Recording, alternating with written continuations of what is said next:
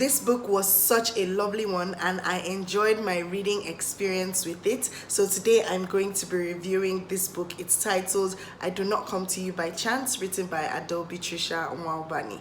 Let's get into it.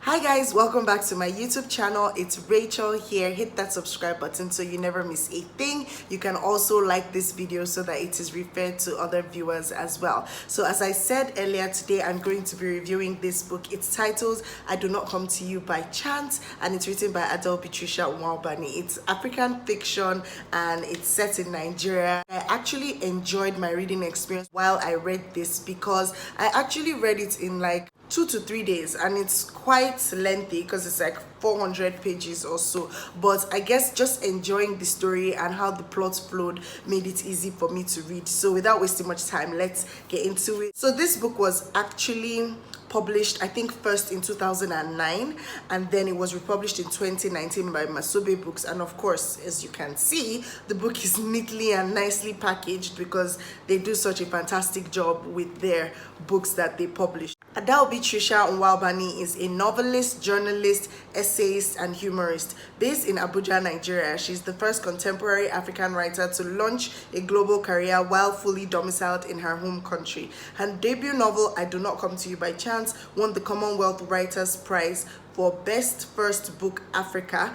Her essays and reportage have been featured in dozens of publications around the world, including The New Yorker, Guardian, and New York Times. She writes a regular column for the BBC's Letter from Africa. Wow. I'm going to read out the synopsis as contained at the back of the book. As first son and graduate, Kingsley Ibe has a load of responsibilities resting on his skinny shoulders. But times are bad in Nigeria and life is hard. Unable to find work, Kingsley cannot take on the duty of training his younger siblings, nor can he provide his parents with financial peace in their retirement. And then there is Ola, his girlfriend, the sugar in Kingsley's tea. It does not seem to matter that he loves her deeply. He cannot afford her bride price. But when Kingsley's father falls sick, he becomes desperate to live up to his responsibilities. So he travels to Aba to his wealthy uncle Cash Daddy. Under the avuncular wing of Cash Daddy, Kingsley is catapulted into the fast money world of email scamming, where he discovers a profitable talent for persuasive storytelling. As the stakes grow higher and Cash Daddy grows more ambitious, Kingsley begins to realize he is way in over his head and that even in Nigeria, nothing comes for free. So as the synopsis discloses, the plot is centered around a particular young man. His name is Kingsley and he's the first son of his parents. He's the opera, as they call them in the Igbo culture, and he basically has a lot of financial responsibilities on his head because he's a graduate and a lot of things are expected of him because he has younger siblings, and he just keeps on thinking, how is he going to make a name for himself in the world? How is he going to make money? He has a girlfriend who treats him like I don't know what because he doesn't have money, and a lot of things lead up to him then deciding to go and stay with his uncle, like they said, who is Cash Daddy, who is involved in what they call 419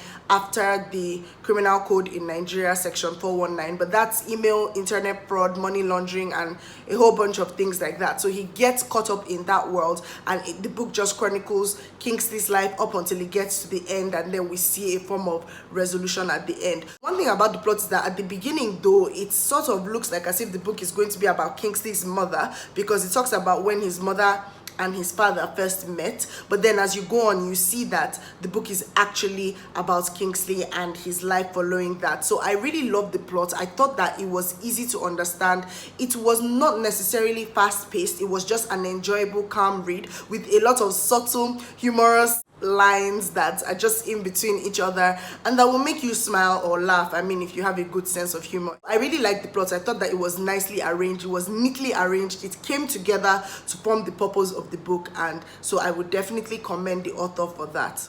As for the setting of the book is set in eastern Nigeria. I think it goes between Anambra, Abia State, Aba, and some certain parts, because when he goes to Aba, he goes to go and see his uncle. And then I think that she did an amazing job in terms of the setting of the book as it pertains to time. So I don't particularly know what time this book was set in, because I don't think that it was actually expressly mentioned in the book. But from the imagery, from the way she depicted the setting of the book, I would definitely say it fell between early 90s and late 90s, because there was talk about the Abacha administration. There was no cell phones then. It was only rich people who had cell phones. It wasn't everybody that had a car then. And you know, there was a lot of things that were in the book that you could point to see that, okay, this was Nigeria in maybe the early to late 90s, or was maybe the late 80s. I would probably say so. But I think that she did a phenomenal job in that setting, because you knew there was the use of fax machines, there was whatever, and then eventually maybe it now led up to the early 2000s, or maybe the early, because there were a lot of years that went by through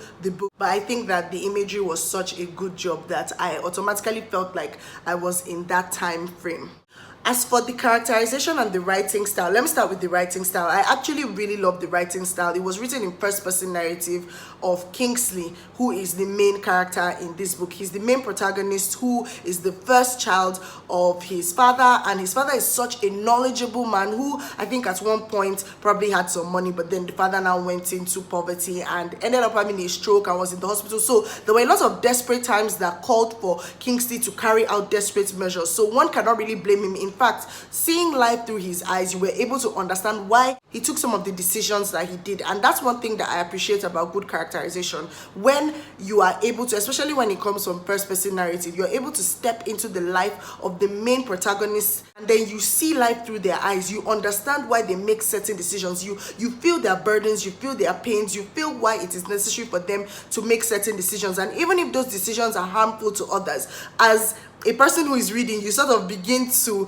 sympathize with them, because you understand that, okay, but this is what happened, and so he had to do this particular thing or do that thing. And I thought that the author did an amazing job with the characterization, even with the minor characters like Kingsley's siblings, Kingsley's father and Kingsley's mother. I thought that she did a great job just making them one cohesive unit in a family, and each person sort of had their own role to play. What helped me even read the book so fast was how easy it was, other than the fact that there were some new words which I found out, and those new words didn't come about because the author was trying to use big English to tell this fantastic story. It came about because Kingsley's character was actually a goody two shoes, a bookworm, and loved to read, and was trying to take after his father. But then he realized, not be everybody they read book they successful in life. Permits my terrible pidgin English, but I think that was what he caught on, because obviously their family was going through so much. So I love the way Kingsley would describe certain things. After he hadn't seen Ola for a while, there was a way he described her. There was some use of huge English, but that was Kingsley's character, not necessarily the author that was doing that. Like when you pick up this book, it may seem, especially the hard copy, it may seem like, oh, it's so many pages, but I promise you, once you get into it, you will just keep on flipping the pages because it flowed so easily. The ending of this book, when I finished the book, like I felt like, okay, I don't know how I felt about the ending. Maybe I preferred a very dramatic ending with Kingsley's character. I don't know. I don't know what I was hoping for. I don't know whether it's because I like bad endings. I don't particularly like happy endings in books. If you follow some of my videos, you guys will know. But afterwards, I discussed it with my friend Sheon, and she was like, you know what, this is the reality in life. You see, this book takes you in depth into like what operations of people that do email scamming, Yahoo scamming. Like there's no Nigerian who has not been scammed before, or who has not been, as in somebody has not attempted to scam you. Like even me, I've gotten loads of telephone calls where people are trying to scam you and telling you, oh, there's this business opportunity, oh, there's this. Then in the book it was email scamming, but then it's something that is so prevalent in Nigerian times today. And just to think that this book was first written in 2009 and not much has changed, and this has really affected the reputation of Nigerians globally and worldwide, because a lot of people just assume that every internet scam is originating from Nigeria, and it has also blocked so many opportunities for the average Nigerian who wants to travel abroad, whether for educational purposes or for tourism, or just to even get better opportunities. And that is a huge plague that has plagued the Nigerian economy and Nigeria as a whole. So honestly, I got to see, you know, the way these operations are set up from the book and all, and you could see the way it affected some people negatively. Like the victims of these crimes were affected negatively, and on the other end of it, you could see why Kingsley had to do something like that. Granted, it's not everybody who goes into what we call yahoo that is going through something crazy, is a village boy, they're in poverty or whatnot, but sometimes too, the Nigerian life is so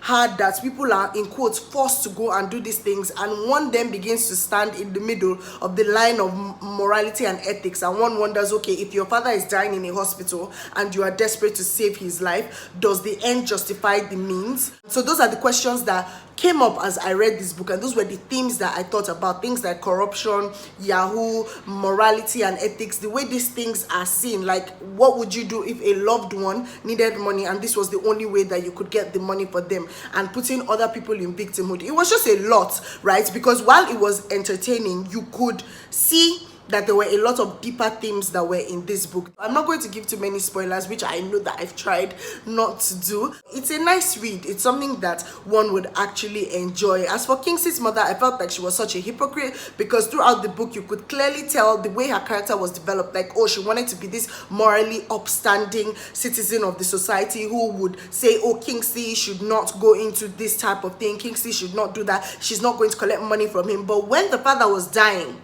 and she collected money from the Cash Daddy, who she knows what Cash Daddy was doing. Funny enough, Cash Daddy is her younger brother, and she knew what Cash Daddy was doing, and she knew where that money was coming from. She still took it, and she allowed them to take care of her husband who had had the stroke. Eventually, some things happen where she says, oh, she's not even trying to talk to Kingsley anymore. But at the end of it, you can see her walking around proudly. But it just goes to show how addictive it is, because I think that for somebody who didn't have anything, Kingsley found himself in that world, gathered enough money that would last him for a while, even to start a business and totally stop it. But he did not, because he was just addicted. You get addicted to the clothes, to the lifestyle, to the fast-paced everything, to the sitting on edge, wondering whether you're going to get caught. From Kingsley's eyes, you could see that this was something that he was definitely not going to leave anytime soon. And his mother was there feeling proud at the end, like, oh, she has done good, oh my goodness, my son, you're amazing. Meanwhile, it's like that money that he's using to do this thing that you're so proud of, where did he get the money from? And all the while throughout the book, you kept on talking about how, no, he shouldn't do this, he shouldn't do that. So I mean, depending on what fence of the moral compass that you stand on, this book was one that could evoke such questions in your head.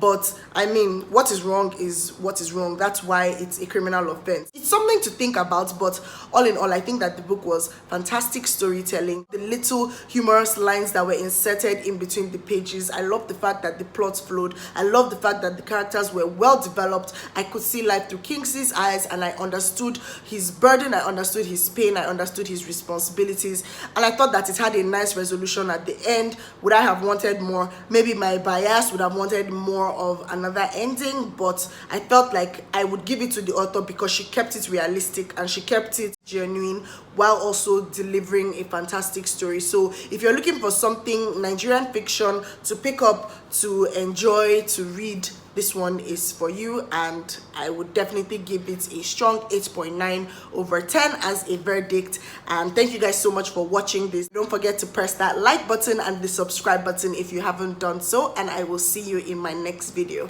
Bye.